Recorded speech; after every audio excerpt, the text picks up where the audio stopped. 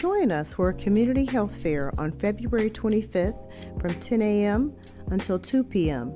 at Hope United Methodist Church, located at 26275 Northwestern Highway in Southfield, Michigan. There will be blood pressure screenings, conversations with local physicians, a heart-pumping hustle lesson, and more.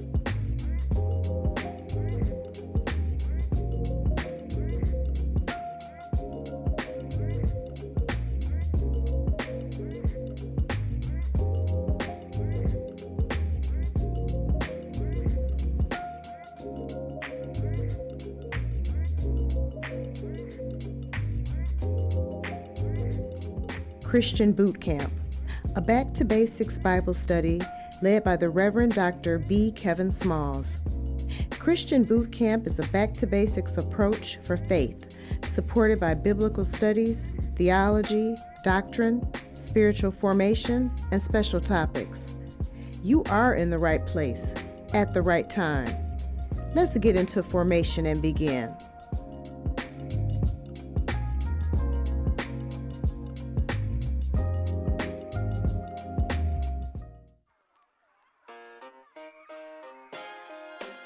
Hello, I'm Preston Boyd. And I'm Jean Boyd. And we just want to extend an invitation to you to come to Hope United Methodist Church and utilize our food pantry.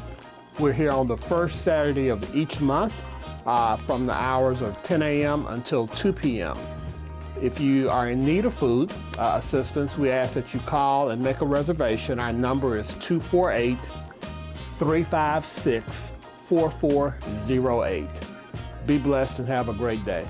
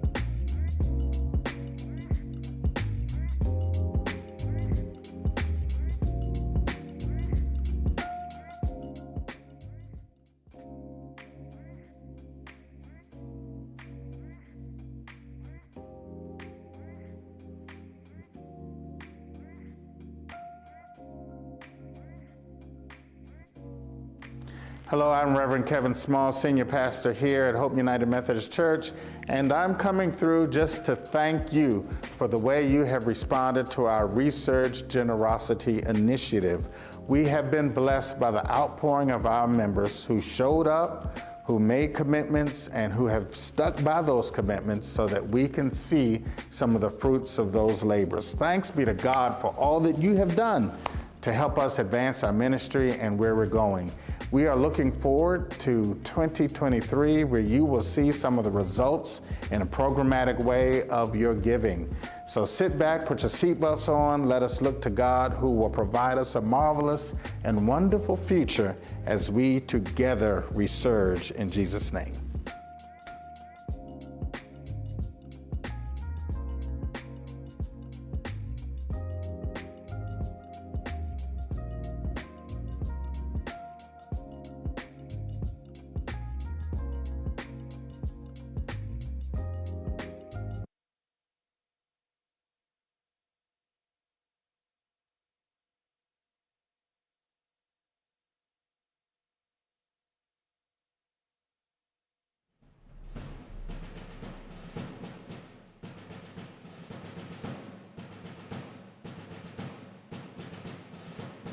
Welcome to Christian Bootcamp, a Back to Basics Bible study led by the Reverend Dr. B. Kevin Smalls. Christian Bootcamp is a back to basics approach for faith, supported by biblical studies, theology, doctrine, spiritual formation, and special topics. You are in the right place, at the right time. Let's get into formation and begin.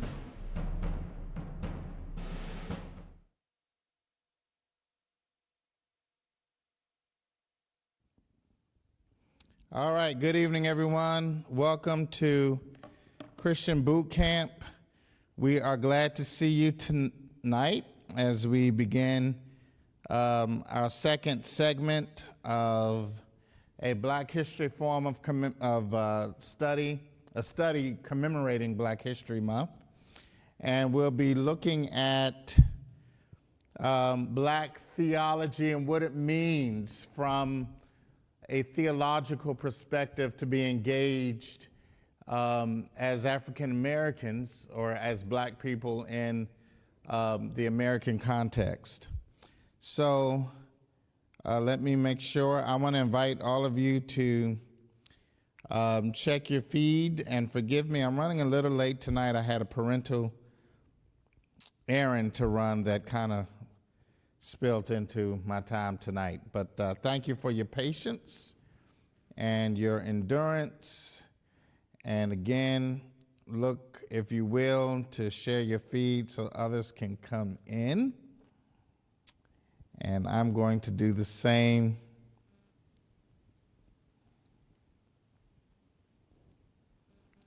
We're continuing our conversation on Black theology, and we'll be explaining this from the perspective of James Cone. We'll be looking at this from the perspective of James Cone. I invite you all to consider picking up one of his books, starting with Black Theology and Black Power. You could also look at God of the Oppressed. You can also find other writings like The Lynching Tree, The Spirituals and the Blues.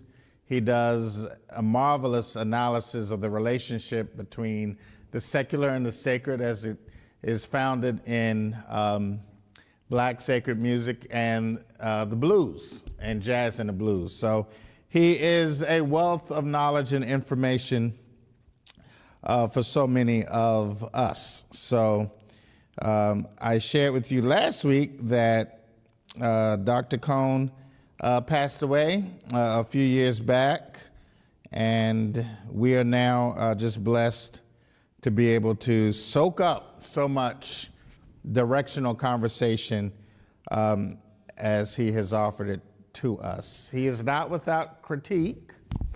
There are some who, and we'll get into a little bit of that later, but what I mainly want to do is kind of continue to introduce the concepts. And good again to see everybody in the YouTube room and in the Facebook room. And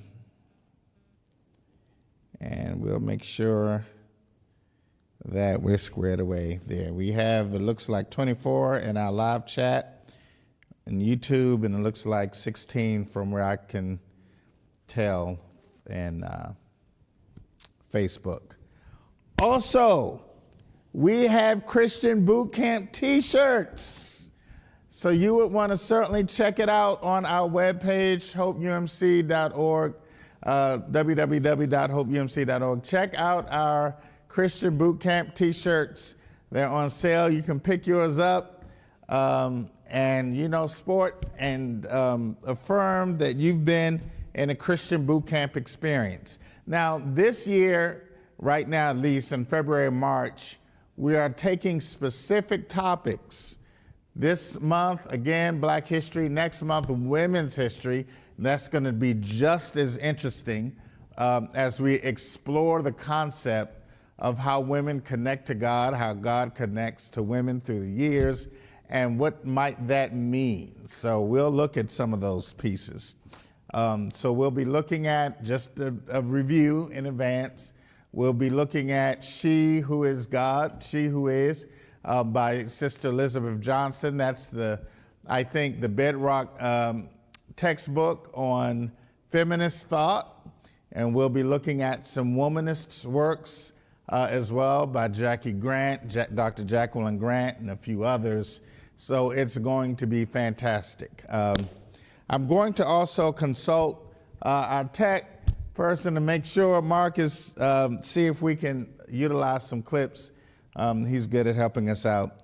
And y'all can also say a shout out of thanks to Marcus in the chat because he's been awesome with our experience here. All right, let us pray and we'll dig in. God, for this day, we give you thanks. Thank you for an opportunity to gather and to explore African American concepts from a theological angle. Please open our minds and our hearts so that we may be inspired by your work, your will, and your way. In Jesus' name, amen. All right, friends, now, just a reminder, one of the reasons we call this boot camp is because we go hard in terms of theory. So this isn't really a light, fluffy class. This is content-heavy material. And some of this material might shake your faith a little bit, might shake up some of your thinking. So we want to certainly kind of be open to me pushing you a little bit and exploring. Now, again, I'll be introducing you to many Christian thinkers and theologians. These concepts aren't mine. I am introducing them to you, all right? So let's pick back up with our conversation on Black power and Black theology, all right? So we were talking about trying to define what Black power was. It's the complete emancipation of Black people from white oppression by whatever means Black people deem necessary. So this has to be work that is undertaken by the African American community. This is not work that someone else, according to Dr. Cohn, can come in and do for us because they don't know the journey, the struggle, the trials, the tribulations, the trauma, the ups and downs of what it means to be Black in America. Some Black power is exercised by buying, boycotting, marching. We're in this age now of cancel culture. That is a form, if you will, of boycotting these days. Black power is an attempt to remind people, Black people, to view themselves as people with dignity, integrity, and self-worth, to not feel bad about themselves, to not enter a system of thinking that is espoused in self-hatred, right? Black power is an attitude It's an aggressive attitude that affirms the essential worth of black people. So you'll hear the consultation, keep cool, things take time. You have to work with it. You can't demand things at once. It doesn't happen that way. Black power thinkers do not agree with any of those concepts. They want justice, for example, they want it now. So when you hear Malcolm X use the language, using the language in the past, by any means necessary, that was a form of black power. We're not waiting, we're not being advised or consulted on how to secure our freedom. This is something that we have to take in our own hands. All right. Now, let's continue to look at racism as a whole. And we're going to do some defining tonight.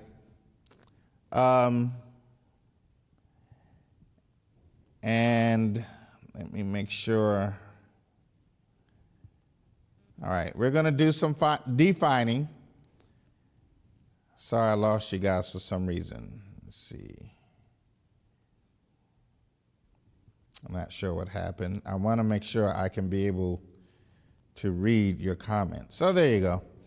We want to make sure that we're aware of the working definitions that we're using. So let's talk about racism.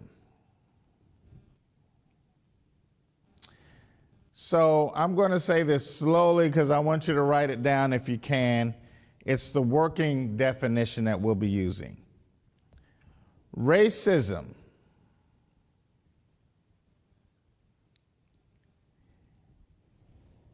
is the assumption that psychocultural means and capacities are determined by biological race and that races differ decisively from one another, which is usually coupled with a belief in the inherent superiority of a particular race and its rights to dominance over others.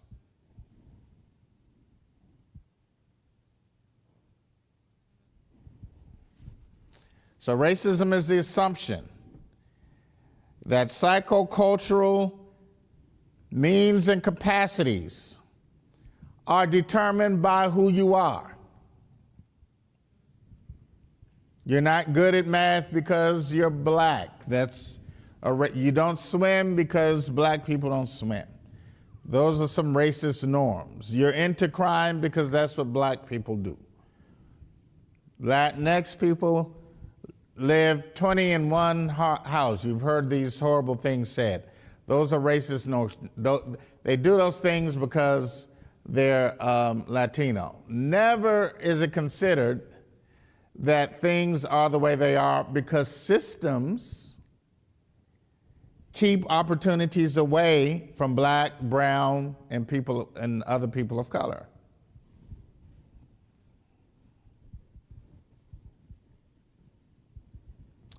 So as a result of that, racism is the notion that people have abilities based on their race, and that some races are superior over others.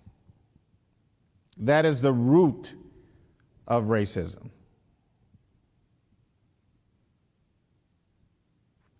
So the goal of racism is to keep black people and other people of color on the bottom, arbitrarily and dictatorially, as they have done in this country for 400 years, Dr. Cohn says.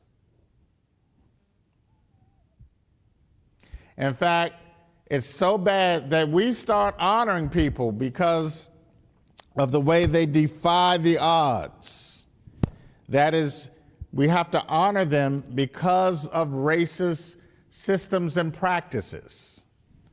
So we honor people for overcoming racial barriers. So we say things like Thurgood Marshall is the first black Supreme Court justice. We say things like this is the first year 2 black quarterbacks will be playing each other in the Super Bowl. We say things like that. For example, racism is goal is to keep people down and at the bottom. So the first black woman who becomes the first black woman Supreme Court justice, we have to make note of these things because these things aren't the norm. They're not common. The first black principal, my good friend in Atlanta, she is the first black and the first female bishop of the North Georgia Conference. That we have to spend time recognizing firsts like that because it just doesn't happen in America. The first black president, yeah, we say it. And there's still a lot of firsts that we have to live into. The first black woman vice president, right? We have to do that because of the evidence and the experience of racism.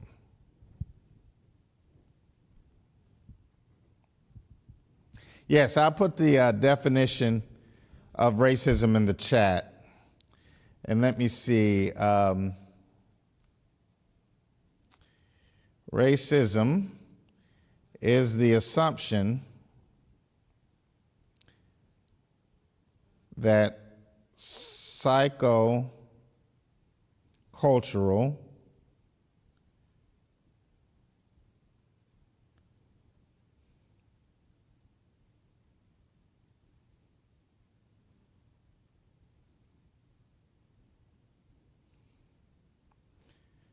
I found a new word for my spell thing.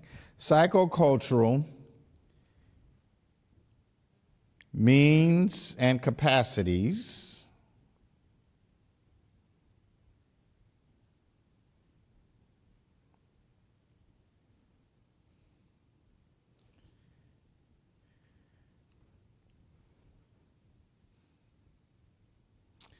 are determined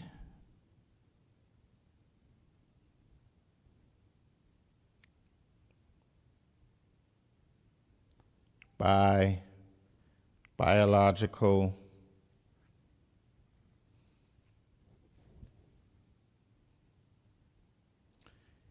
race and that other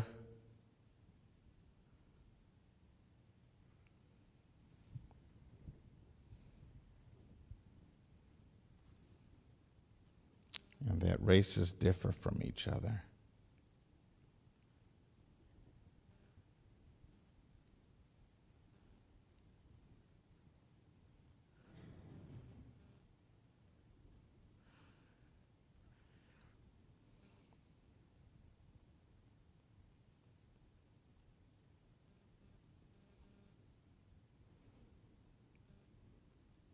Often because of superiority.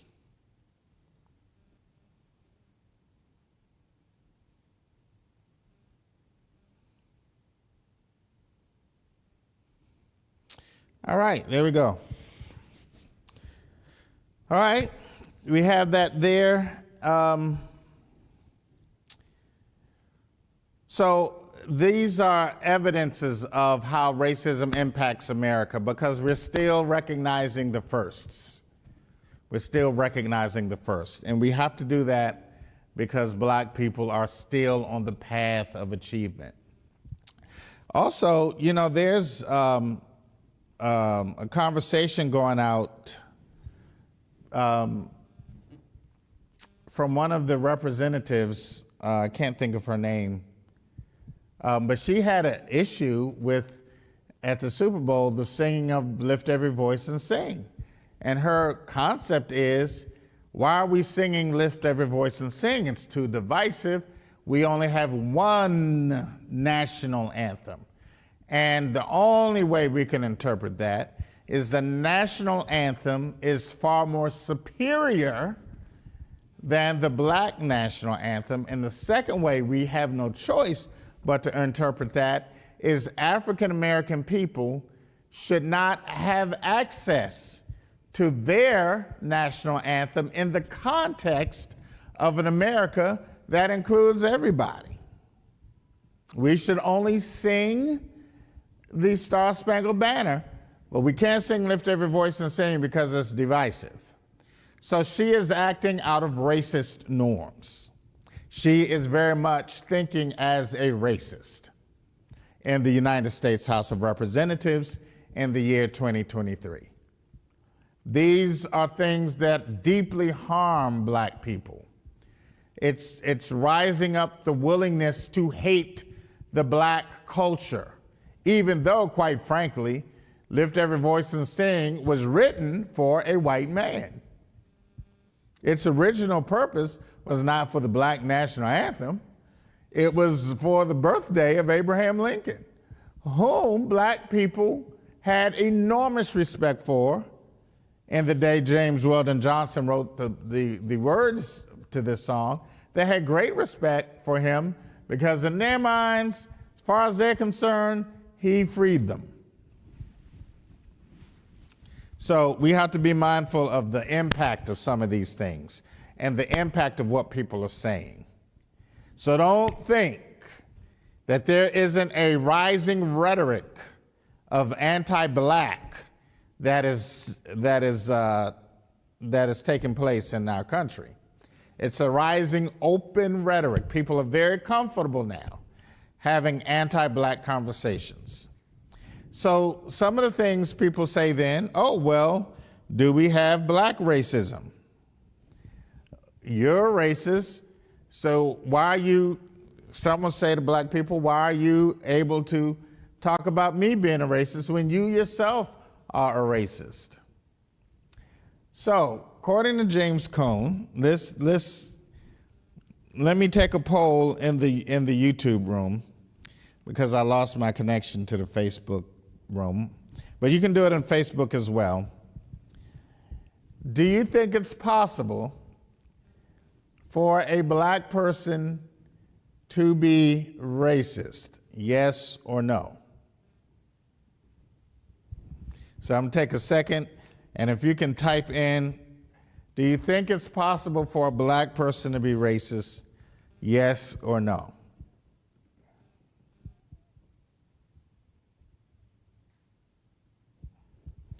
And there's a little delay. I'm a little ahead of you, so it'll take a moment.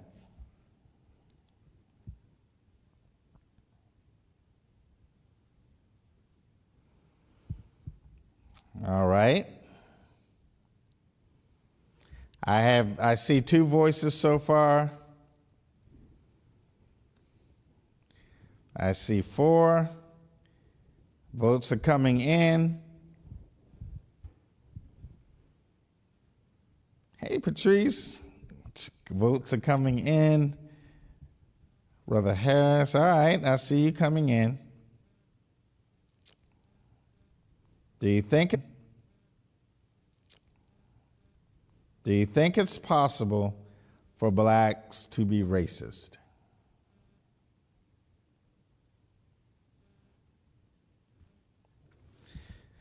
So, according to Dr. James Cone, the answer is no. It is not possible for blacks to be racist, primarily because racism is also a construct to keep other races at the bottom. And the African American community does not have the political power or the means to keep anybody at the bottom. Now, can black people hate other people? Absolutely. But remember, race is not just confined to hatred.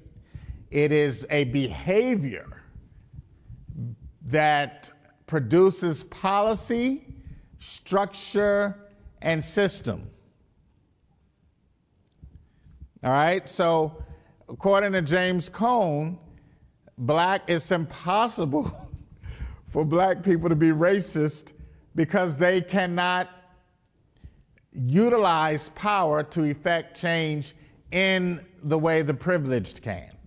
For them to utilize power, they have to go through years of protest and awareness raising and conscious building and many times death and lynching. All right, they have to fight to even be recognized. So in James Cone's mind, and many scholars' minds, black people cannot be racist, or anyone that doesn't have privilege, or anyone who is oppressed cannot be racist. Yes, they can hate, and they can dislike somebody based on their skin color, which is bias and prejudice. But to be racist is to have the ability to impact systematic change, theory, philosophy, and practice. For example, can black people unilaterally, as a people, change redlining when it comes to purchasing homes? How far can black people, for example, affect voter registration laws? Because in some places in the South, they're deeply impacting black people by disenfranchising them from voting. Some places in Texas, for example, some places in other, they only have one voting office in the whole county. Only one. And when you're standing in line, you can't drink water, this, that, and the other.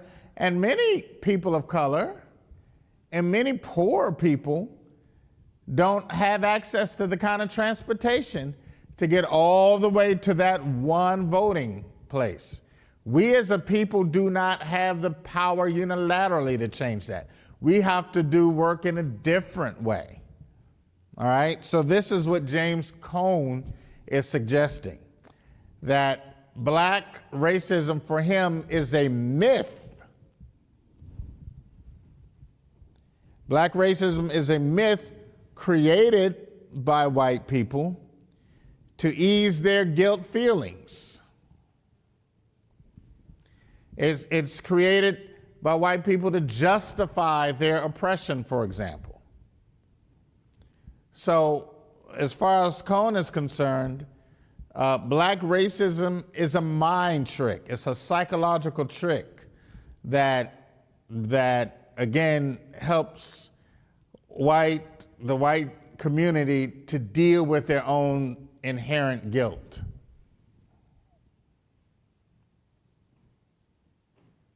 All right? So that's a concept that I'm offering to you.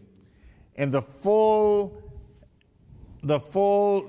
in-depth understanding of the many intricacies of racism.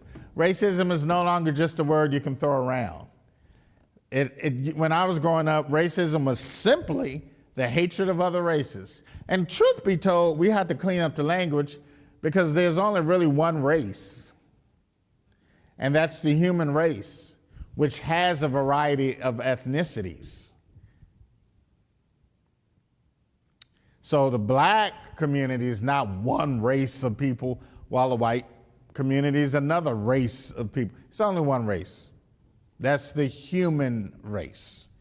And within the human race, there are a variety of ethnicities. All right, so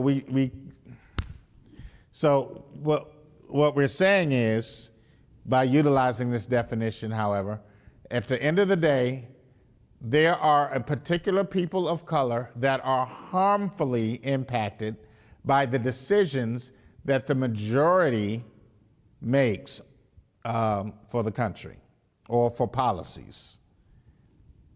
So I'm not trying to open up debates and get into that kind of thing, but if you're anti-abortion and that's what you're, putting a whole farm up on anti-abortion, okay.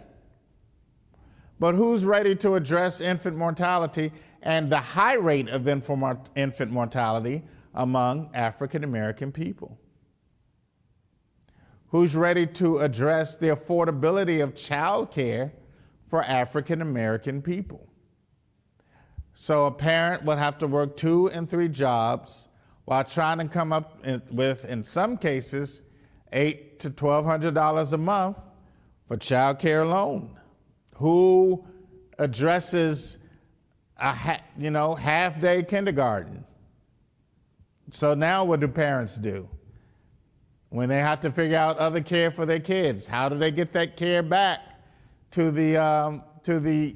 daycare scenario? How do they get kids from one place to another while they're working, and sometimes without a car? Climate control, we don't have to talk about climate control. It's the big deal, but it impacts people of color. If we saw Hurricane Katrina, the majority of people in that dome down there, unhoused, homeless, were black people. And without taking climate control seriously, it impacts black people from an environmental point of view. And when you're operating in racist structures, you don't have to think globally, because in one particular context, it just doesn't have that kind of effect. But somebody has to say, hey, how is this affecting other communities? How are our laws affecting other communities? We have a current argument now about taking Martin Luther King, taking the African American presence out of textbooks and ruling that illegal. So now black students don't get to see themselves. What will be the psychological impact of that if all they see then is white people? What you are seeing at work is an immediate means of destruction of the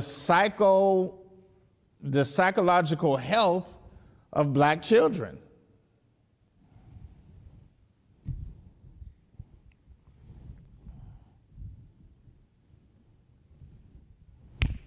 Does anybody care about that? In fact, the governor of Florida, I'm just pointing out how these things are shaped in American culture. The governor of Florida and some of his companions in his political camp ideologically has something against being, as what they call, being woke. Being woke is to be aware. We're not supposed to be aware now? Okay.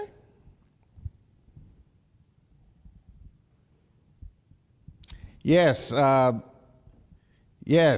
dangers of being a one-issue Christian, very dangerous. You're right, Pastor Boyd. And I agree with you, Sister Harris, about the concept of racism, absolutely. So let's move on here. Those are just examples of the dynamics that take place. And I think sometimes black people are so used to it, sometimes we miss it. It goes way over our heads. Or we're so used to it, we don't catch all of the racial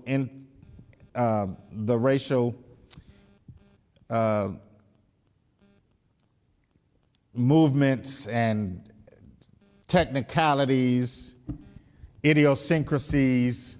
We don't catch all of them because sometimes we're just worn down by them and we're just used to them. But James Cone is defining what Black power is. It is a stand against these norms. It is putting the spotlight on this behavior. And what makes it hard to have this conversation now in larger contexts is, I think, some of our white brothers and sisters feel attacked. And some of them feel like we're talking about them specifically. And I think in a Christian context, to talk about equality, to talk about justice, does not have to be an attack, but it's an invitation. It is always an invitation to consider the impact, as well as a demand that harmful behavior, policies, practices are discontinued. We haven't even talked about police. We haven't talked about police brutality, which has been happening since there ever was a police station. It's just a norm to harass black people, especially in their own neighborhoods. So these are things that harmfully impact us. Now, what does God have to do with any of this? What does God have to do with any of this?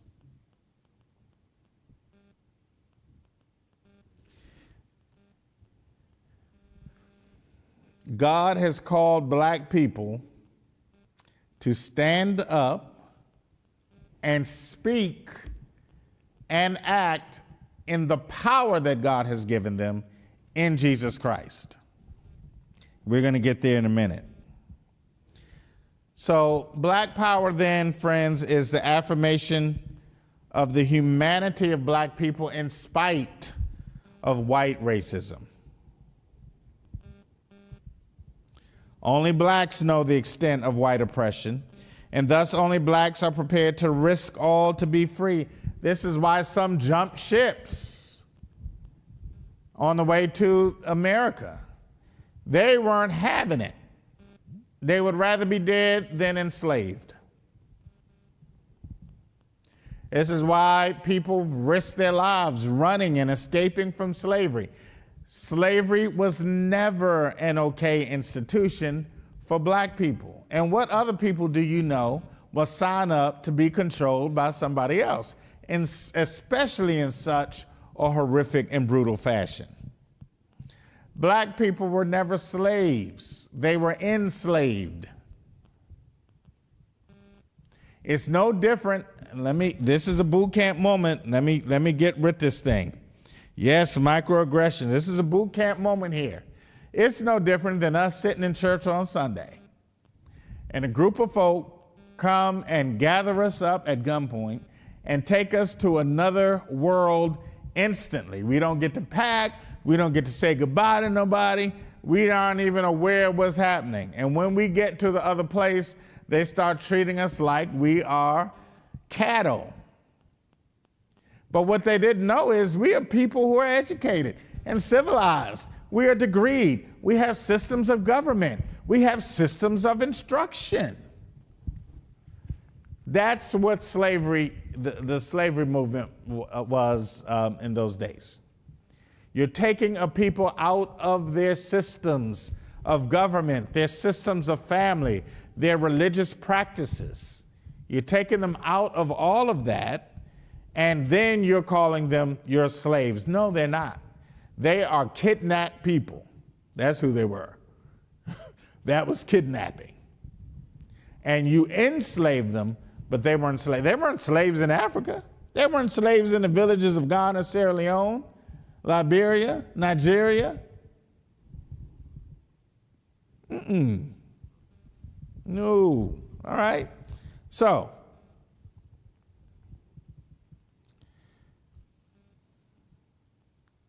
black power then is the quest to empower its own people to secure its own liberation without the assistance of white people. Now, this is James Cone, and he's very hard to hear sometimes.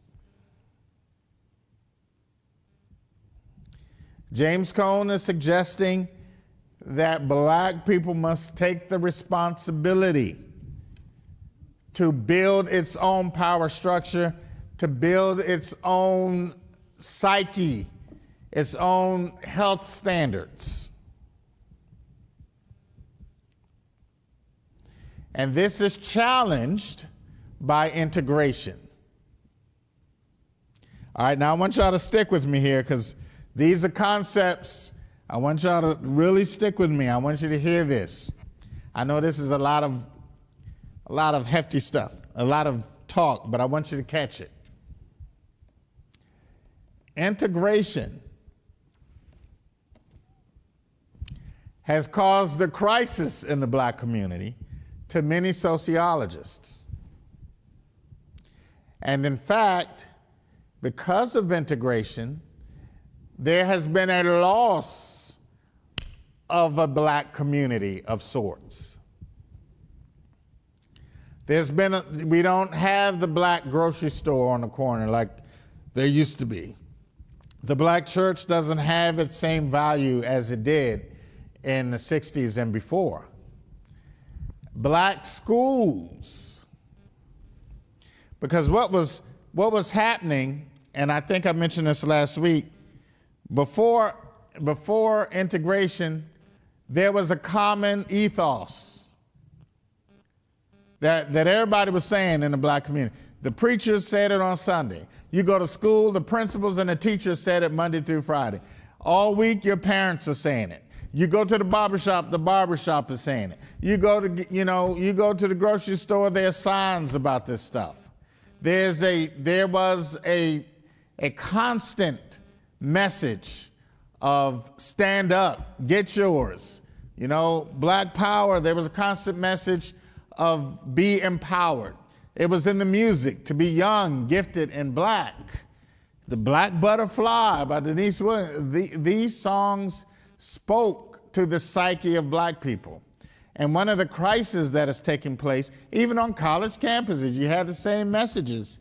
Working hard, take care of yours, build up the community, always reach back. And now some of us are struggling to find where exactly to reach, because integration has led to the practice of assimilation.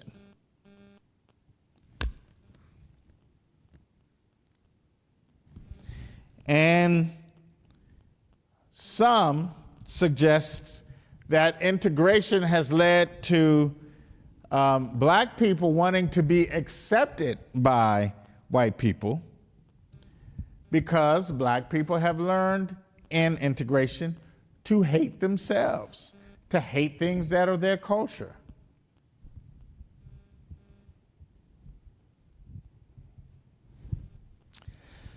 So these are some of the problems and the challenges that exist when we talk about the black relationships one with another, and in terms of black relationships in the white context.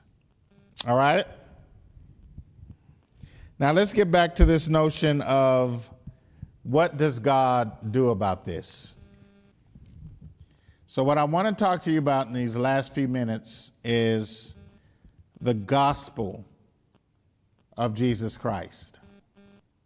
So why is it that people say, for example, Christianity is a white person's religion? Christianity is a white man's religion. That's what they'll say. You have a lot of young people who are walking around. Christianity is a white man's religion. Y'all running after a white man. Y'all are running after a white man's religion. Those of you who are black and Christian, right? You'll hear this kind of conversation. And one of the reasons, and I need y'all to stick with me on this, work with me here. One of the reasons is because of the overwhelming white influence on Christianity.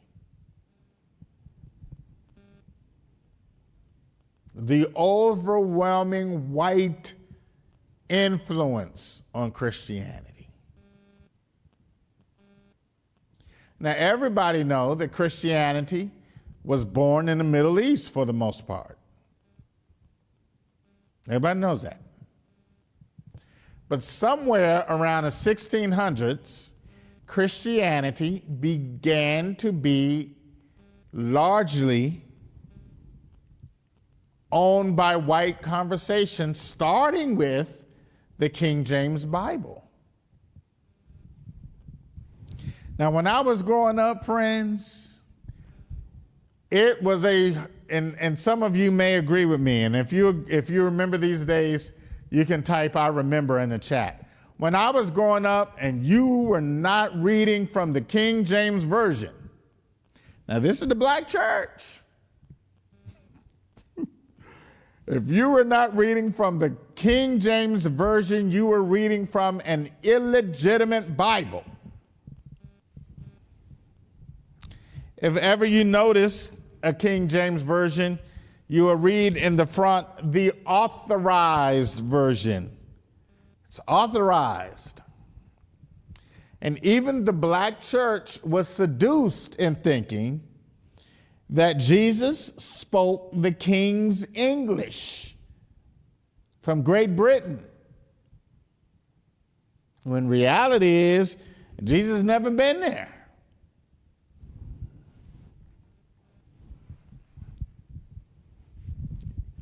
Sister Terry, you remember that? Yes, the King James Version. Well, now see, the King James Version was it. But the King James Version was written by about 51 white scholars who translated the text into the King's English. The King's English. In my Father's house, there are many mansions. Well, in Great Britain, mansions were big old apartment buildings with small rooms in them. In America, a mansion is a big old house.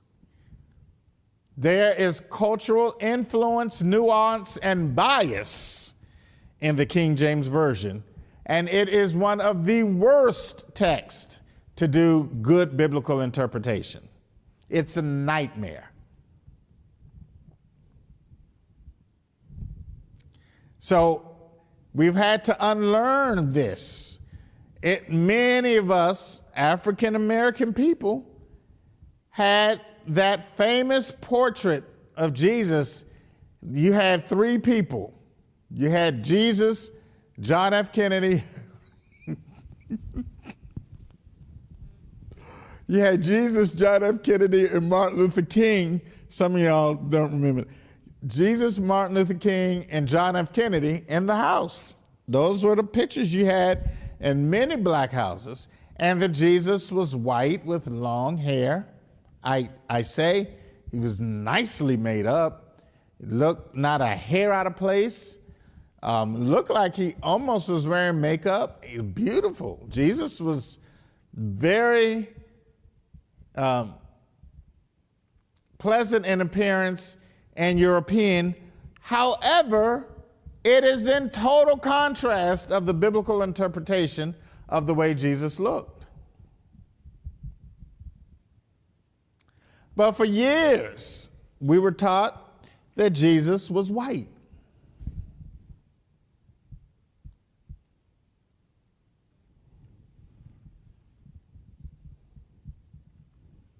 So this is the struggle. So what the work now is to peel back. The work is to peel back the residue of white male supremacy on biblical literature, on theological norms, and on Christian practice itself. Now, let me assure you, I'm not speaking in anti-white means at all. I'm simply presenting material. And I think it's very important for us to be able to hear this material and expand our concepts. So what was the appeal? What then was the appeal of Jesus to black people? What was the appeal of Jesus to black people? This was it. This was it. The black person, the African found him and herself in America. And they sat. They had their own religion, some of which was Islamic, some of which was Muslim faith. Some of it was other brands of religion. But they had their religious base. They sat and heard the preacher, the white preacher. This is a powerful thing right here. And they heard the white preacher, the white Methodist preacher, the white Baptist, the white Lutheran, the white Presbyterian preacher. They heard the preacher preach the gospel.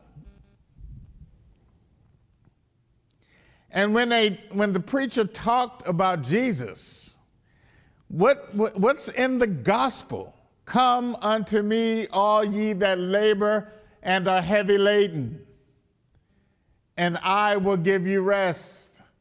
Take my yoke upon you, for my yoke is easy and my burden is light. They heard that and felt something.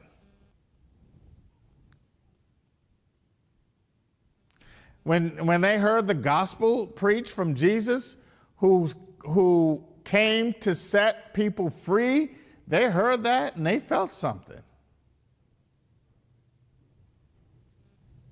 When they heard about a Jesus releasing people from bondage, they felt something. When they heard Paul speak on this Jesus who sets people free, when they read Galatians 5, you have been set free. What are you doing with your freedom? They decided and felt that Jesus was somebody who had the power and the ability and the willingness to set them free. They felt that Jesus knew their plot. Jesus knew who they were. Jesus knew their name. And when I get up because I get excited sometimes. And when they read Luke's version, Luke chapter 4, what's that, 18 and 19, I think. When they read Luke chapter 4, what did they read? Jesus gets up and says, the Spirit of the Lord is upon me to set the captives free, to give sight to the blind, hearing to the deaf, good news to the poor, and to set at liberty the captive. The slave was sitting on the floor and listening to this and tuned in.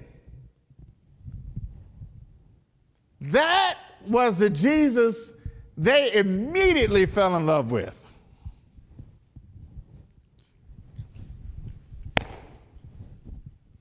This was the appeal of Christianity to black people, even though in many cases it was delivered by a white preacher.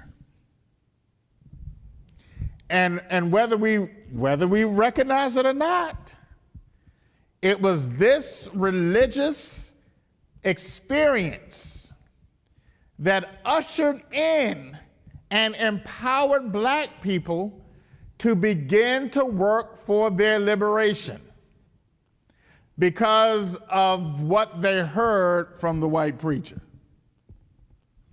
And it's not what the white preacher said, it's what they heard about Jesus, who became for them the liberator. Y'all with me on this thing? Yes, Sister Sheila, that's what it is. The Beatitudes, blessed are the poor in spirit. You know, he recognizes, Jesus, I'm going to tell you, and it's possible. When you're in the worst case scenario, Jesus has something to say to you. Jesus can talk to you like nobody else can. And they felt immediately it wasn't that they knew him, it was that he knew them. My God, today. And this is the beginning of the black religious experience in Christ. So Christianity developed in the black context as a religion that gave the slave power and permission to rebel against any system and any individual that wanted to hold them captive. And that is the gospel of Jesus. That is the gospel. That's what it is. The gospel is, now let me push this a little further. And then we're going to let you all out of here. Give me 5 more minutes and we're going to let you go. We're going to let you go.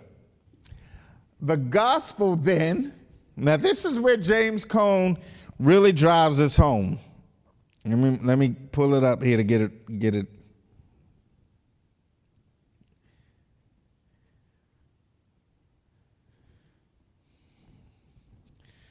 The gospel then is for the people who are oppressed. Jesus said, "The last shall be first." And the first shall be last.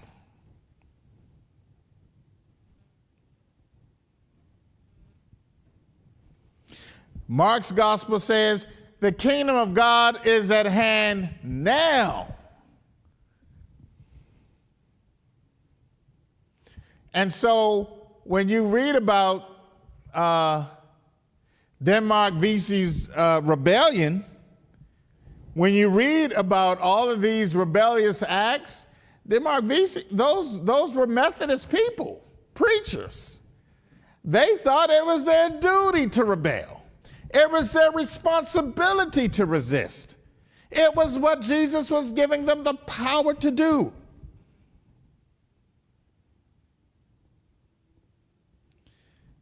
Because Jesus is for the poor and the disenfranchised. And whether we like it or not, in their minds, and in James Cone's mind especially, Jesus came and Jesus' purpose was grounded in the liberation of oppressed people. And not only was it grounded this way, but God came to earth in Jesus and avoided finding the wealthiest family with which to grow up. And God chooses Mary, a very, very poor girl.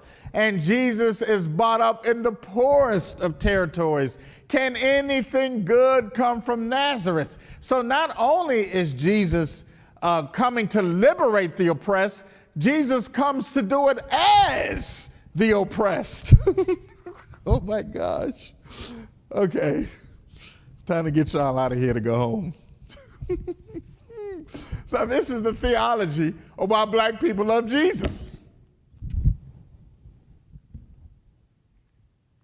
This is why black people are very deeply rooted in the Christian context, because not only do they lean toward Jesus, but Jesus leans toward them.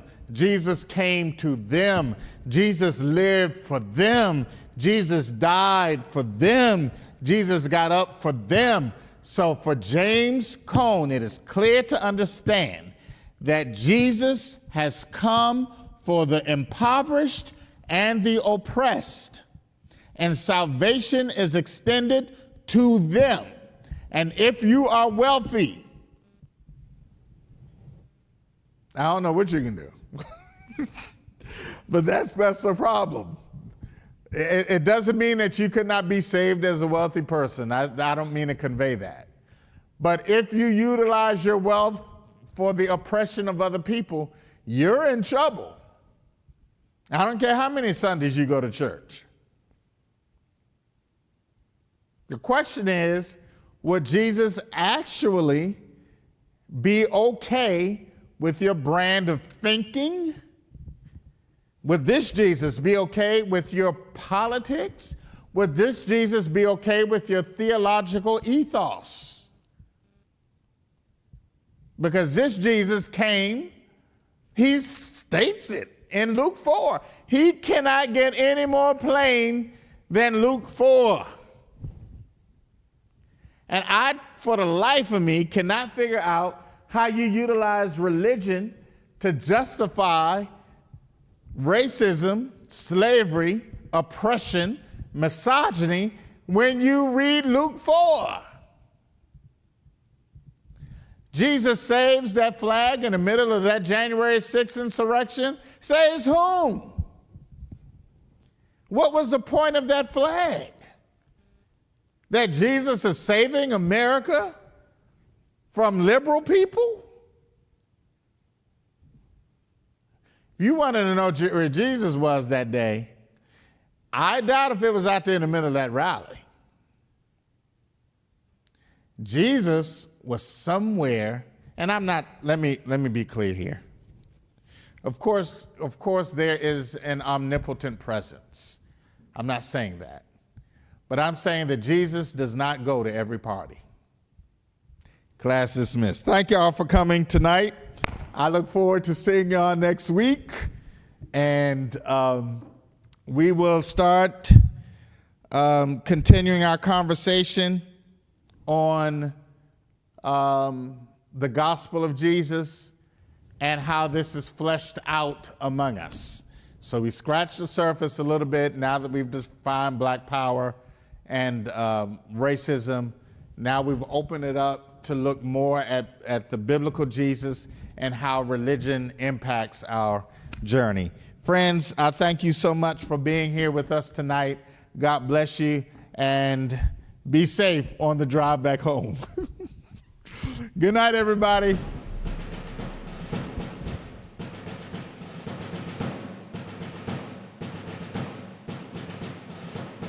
Welcome to Christian Bootcamp, a Back to Basics Bible study led by the Reverend Dr. B. Kevin Smalls. Christian Bootcamp is a back to basics approach for faith, supported by biblical studies, theology, doctrine, spiritual formation, and special topics. You are in the right place, at the right time. Let's get into formation and begin.